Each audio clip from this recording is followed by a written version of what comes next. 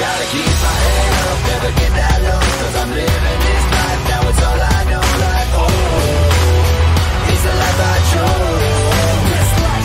So I keep my bread up like a CFO. Now they screaming my name everywhere I go. Like, oh, it's the life I chose. This life, this life. One life, one choice, gotta do it right. One chance of proving to the world that you was right. Like a match waiting for a spark to ignite. Sitting contemplating if you're gonna make it through tonight. And rise up like a phoenix flying through the light. Or fly fast like a star shooting through the night. You see, man, the difference between you and I is I'ma keep doing what I do cause it's... Salut à tous, j'espère que vous allez bien. On se retrouve pour la review de Raw du 7 mars 2022 qui s'est déroulé à Cleveland dans l'Ohio. Le show a commencé directement avec le match de championnat pour les titres par équipe de Raw. Donc c'est un triple threat match entre Kevin Owens, Seth Rollins contre Alpha Academy contre RK Bro. Le match vraiment il était excellent. Pour moi il était vraiment excellent. Il a duré presque toute la première heure, je dirais. Il a duré une vingtaine de minutes. On va dire ça. Donc à la fin du match, il y a eu un spot incroyable. Un RKO de Randy Orton incroyable sur Chad Gable qui faisait un moonsault. Après Kevin Owens et Seth Rollins, ils ont fait un petit peu le ménage dans le ring. Ils ont fait leur finisher sur qui c'était, sur Chad Gable je crois. Mais à la fin, Riddle il a dégagé Seth Rollins du ring. Il a fait le tomber. Et du coup, on a des nouveaux champions, RK Bro, qui deviennent encore une fois, pour la deuxième fois, champion par équipe de Raw. Donc voilà, ça fait plaisir pour Matt Riddle et Randy Orton. On voit que Randy Orton il s'amuse très bien avec Matt Riddle cette année. Donc voilà, visiblement, je pense pas qu'ils vont s'affronter à WrestleMania les deux. Change d'avis chaque semaine, mais en vrai, la WWE change d'avis toutes les secondes, donc c'est logique. Mais voilà, ça fait plaisir. Juste après, on a eu Seth Rollins qui était en backstage, qui est fait interviewer par Kevin Patrick, qui lui demandait ses réactions après le match. Et Seth Rollins il n'a pas répondu, il était dégoûté. Donc voilà. Et je pense qu'il y aura un petit changement de gimmick, ou peut-être un petit changement du côté de Seth Rollins, parce que sur Twitter, il a changé de nom. Genre, il a plus de nom. Il a changé de photo de profil sur tous ses réseaux, il a mis juste un fond noir. Donc je sais pas, peut-être un changement de gimmick, peut-être il annonce quelque chose pour la suite. Je sais pas, mais ça a l'air intéressant. Juste après, on retrouve le Miz dans le ring pour un Miz TV. Pour ceux qui savent pas, le Miz il vient de Cleveland, donc ça tombe bien. Il invite Logan Paul, qui lui aussi vient de Cleveland. Il fait ses petites dédicaces à tous ses amis qui sont dans le public, enfin bref. Et ils reçoivent Jerry Lawler, ça fait longtemps d'ailleurs le Jerry Lawler. Au final, il restera pas longtemps, parce qu'à la fin, Logan Paul et le Miz vont critiquer un peu Cleveland. Ils vont dire ouais, ça fait longtemps que j'habite plus ici. Cleveland, ça peut même pas supporter les pyros de WrestleMania. Enfin bref. Et après, ils se barrent sous les huées. Et du coup, voilà. Jerry Lawler, il aura pas fait grand chose, mais au moins, ça fait plaisir de le revoir.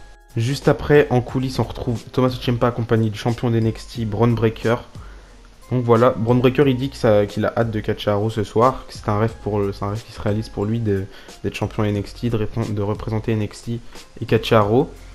Ils disent qu'ils vont battre les Dirty Dogs, donc voilà. Et juste après, on a les Street Profits qui sont interviewés eux aussi. Ils disent que s'il y a bien une équipe qui mérite une chance au titre par équipe, c'est eux, parce qu'ils ont battu RK Bro la semaine dernière. Donc voilà.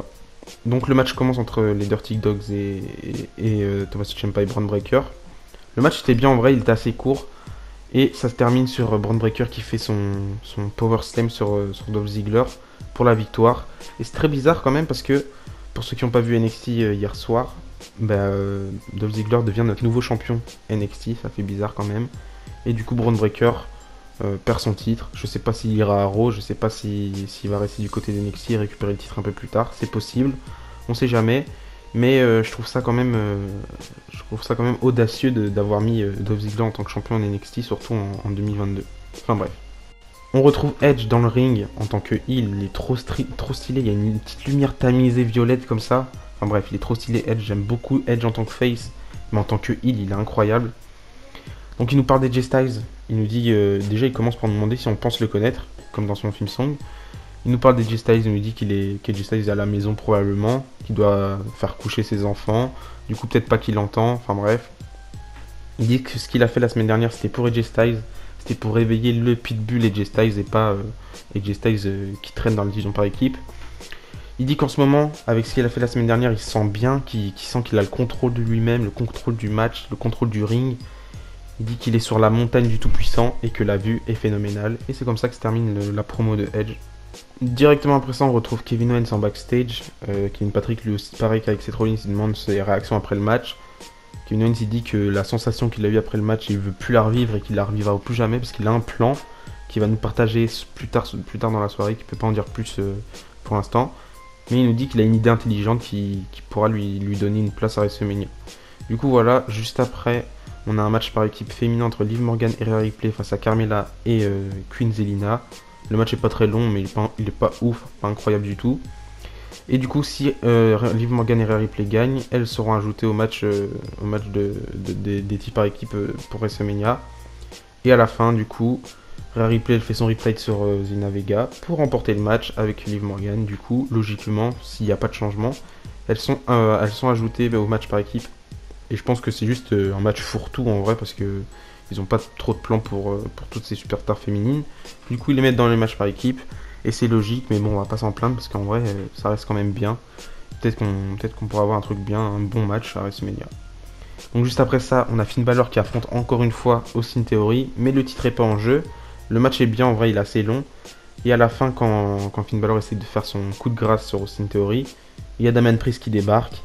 Il lui fait un chokeslam, enfin il le marave quoi en gros. Et du coup, Finn Balor gagne par disqualification. À la fin, on a Austin Theory qui fait un selfie avec Finn Balor. Du coup voilà, pour l'instant depuis qu'il est champion, Finn Balor il a pas gagné, à part quand il a remporté le titre, mais il a plus jamais gagné. En même temps c'est que son deuxième match, mais bon il y a eu des live events entre temps et on sait qu'il n'y a pas eu de vraie victoire pour Finn Balor. Mais voilà, j'espère que par la suite il aura d'autres victoires et qu'il pourra faire un bon règne. Avant le dernier segment de la soirée, on a Bianca Belair qui se fait interviewer. Elle nous parle de son match à WrestleMania, elle nous dit qu'en gros elle va repartir en tant que championne, qu'elle va utiliser ses cheveux, que elle et Becky Lynch sont de calibre main event, etc. Elle nous dit qu'il faut pas qu'on touche ses cheveux. Et pour ceux qui savent pas, Becky Lynch elle a pas pu participer à Raw parce qu'elle était à l'hôpital, je crois, le jour de Raw. Et je sais pas du tout pourquoi. D'ailleurs, je sais pas du tout pourquoi elle était à l'hôpital. Enfin bref. Et enfin, on passe au dernier segment. Kevin Owens qui nous claque une promo incroyable. J'ai bien aimé sa promo personnellement. Tout au long de la promo, il va nous faire plein de sous-entendus, mais nous on s'en doute un petit peu parce que en gros on a les rumeurs, du coup on sait un petit peu qui veut challenger. Donc il challenge quelqu'un pour le plus grand Kevin Owens Show de WrestleMania. Donc il va inviter quelqu'un dans son Kevin Owens Show à Dallas. Enfin bref, il nous parle de Dallas, encore comme d'hab, il nous parle de Booker T, Shawn Michaels, toutes ces personnes qui lui ont un petit peu répondu sur les réseaux sociaux par rapport à Dallas, enfin par rapport au Texas en général.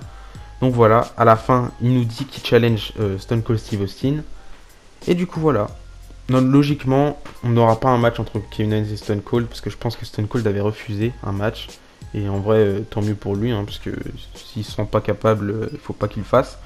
Moi en vrai ça me dérange pas, tant qu'on voit Stone Cold, tant qu'il est là face à son public ça me fait plaisir. Qu'il y ait un match ou pas je m'en fous en vrai. Même si un match ça pourrait être bien quand même entre Kevin Owens et Stone Cold. Mais bon voilà, et pour ceux qui n'ont pas vu, le lendemain, je crois que c'était le lendemain, Stone Cold il a fait une vidéo pour répondre à Kevin Owens. Donc pour ceux qui n'ont pas vu, n'hésitez pas à aller voir sur Twitter ou sur Instagram, je sais pas. Donc voilà. C'est comme ça que se termine ce Raw. Moi j'ai trouvé que le Raw était très très bien. En ce moment on a des bons Raw ces dernières semaines, donc ça fait plaisir. On s'approche tout doucement de WrestleMania. Il reste plus que un peu moins de 30 jours je crois. Donc voilà. D'ici là je vous dis à la prochaine et n'oubliez pas, tant qu'il y a du cash à l'espoir, bisous bisous.